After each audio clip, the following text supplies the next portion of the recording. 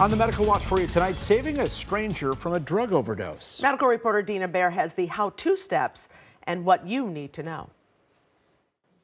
In the midst of the national opioid crisis, access to the nasal form of the overdose antidote is easier than ever. But would you use it? A local pharmacist says learning how to administer Narcan should be as common as CPR training. I've actually got 2 of these that I carry with me in the bag at any one time. Sterling Elliott always has it on hand, Narcan nasal spray to reverse an opioid overdose. But if the need comes on, I know what I'm doing. And he wants others to know as well. It's been exposed to us more and more, especially as it's been offered over the counter in recent years. Pharmacy students got a lesson on the $45 over-the-counter spray they'll offer on the job. But it could help someone save their life, so I think it's worth it, especially in our work. So You pull it out, and this is what it looks like. The Northwestern Medicine clinical pharmacist walked me through the steps. Put it right in the nostril, and when you feel, there you go. And that's when you'd pump. The patient should regain consciousness after using one or both of the doses included in a pack. That's when you roll them over. Very often they may vomit. I think if you see something happening, then I think everyone should act.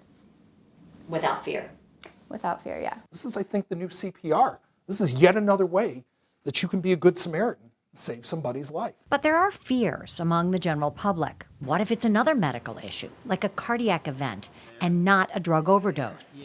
I encourage people to look at those eyes, because if you see that pupil like a pinpoint, that's a telltale sign that you've got an opioid overdose. The deadly component to an opioid overdose is the inability to breathe. That's because an opioid overdose hijacks the brain's control of the respiratory system.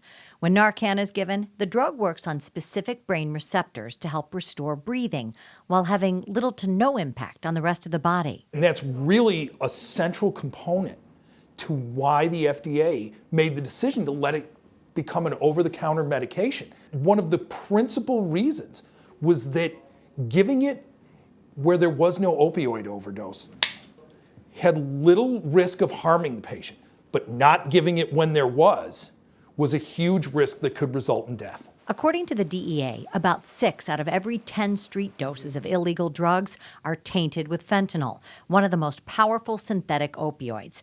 And now, just like drugs are found on the street, so is Narcan, available free of charge in 5 vending machines across the city.